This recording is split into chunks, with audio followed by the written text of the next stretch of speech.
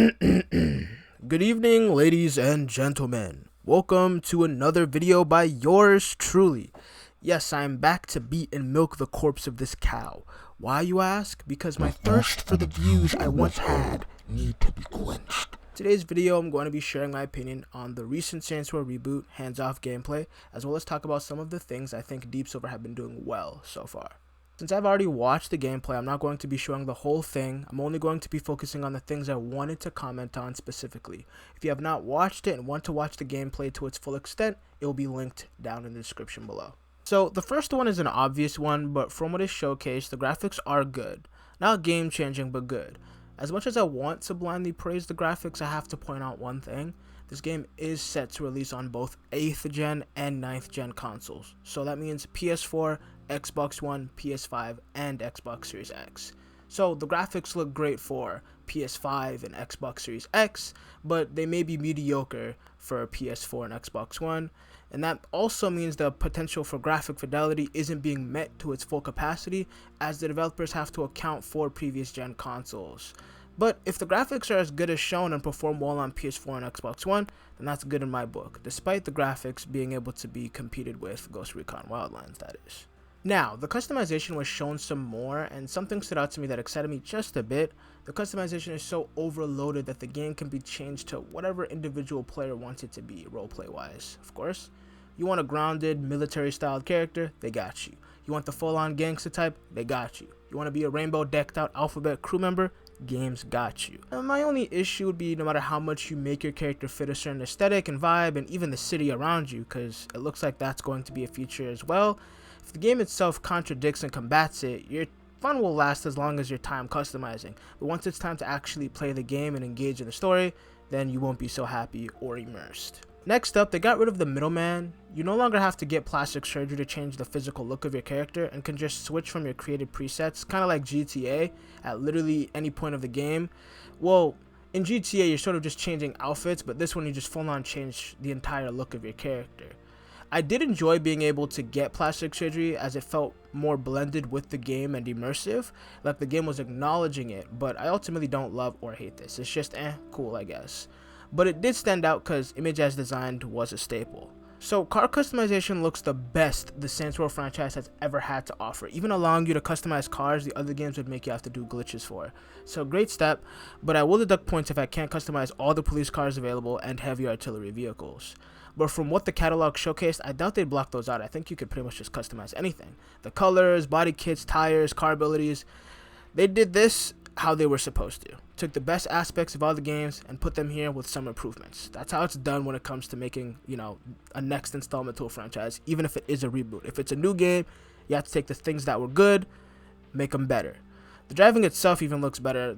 From what I heard, they're completely revamping it so that way it doesn't feel so grippy and just garbage. It's actually going to be a little more fun and arcadey, so that's cool. Now, before I bring up some things that concern me in the hands-off gameplay video, I wanted to say something. I understand some of you are excited for this game and disagree with my opinion from my previous videos. If you haven't watched those videos, by the way, check them out.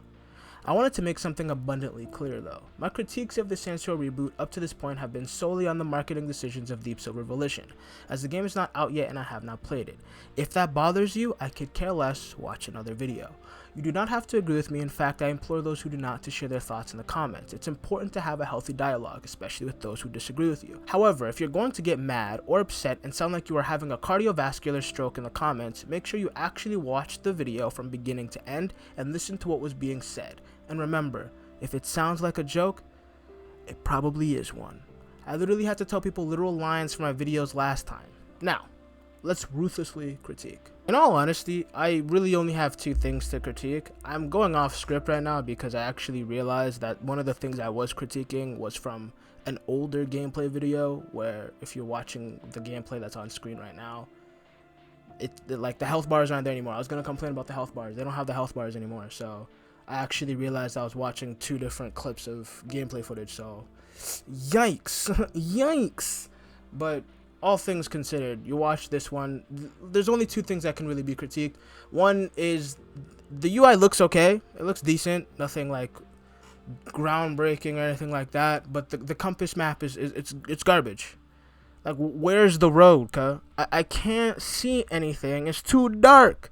Is it racially motivated or something? Nonetheless, the other critique that I would have is just mediocrity. A lot of people are seeing this gameplay, they're getting like super excited, they're like, oh my god, you know.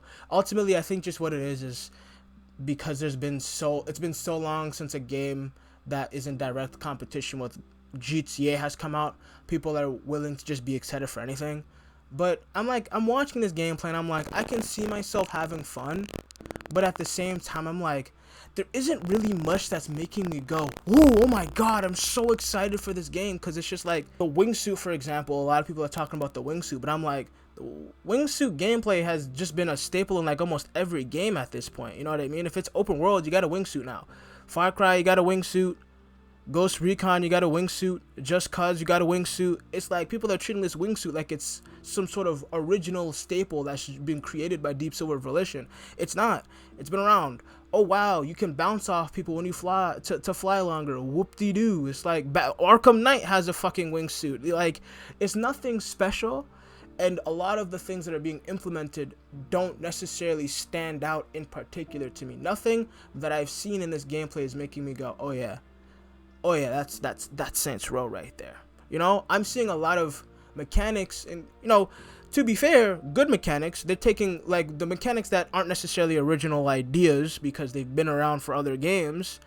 You know, at least they're taking the good ones and not taking the bad ones. So there's that. But this whole whoop-de-doo thing about like, oh my god, it's so amazing. It's like, you know, it's not awful. I'm not gonna say it looks like garbage. It looks like the worst game ever made. I'm not gonna lie and try and say that just to shit on the game or anything like that. But let's take it back a little bit. Let's calm down. Let's take some deep breaths. Does it really look like all that? In my opinion, not really. Right? A lot of it's just mediocrity.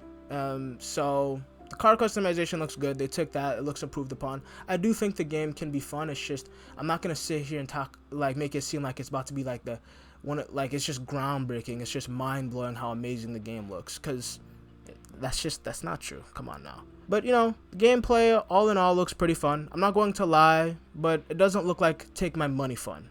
And lots of my concerns from before still apply. This game is still a wait before you buy for me, but I want to take some time to lean more on the neutral-ish side, just because I want this game to come out and be good. And that's one of the things that a lot of people are, you know, a common misconception when people are watching my videos is they see me being extremely critical of it and, you know, practically pissing on it in their eyes. And they think that I want this game to be bad. I don't want this game to be bad. It's just I'm noticing the things that they're doing that are going to ultimately be bad for this game's health. And I'm just trying to raise awareness to it. It's looking like, it's looking decent. You know, the gameplay doesn't look awful. But I still stand by some of the things that I mentioned before. And there's still potential for it to be a good or bad game. But just keep in mind, I want it to come out and I want it to be good. I don't want it to be bad. Just take that how you will. But if this game comes out and we're getting dialogue to the likes of a CW show, I'm not to say this ain't it, but we'll see.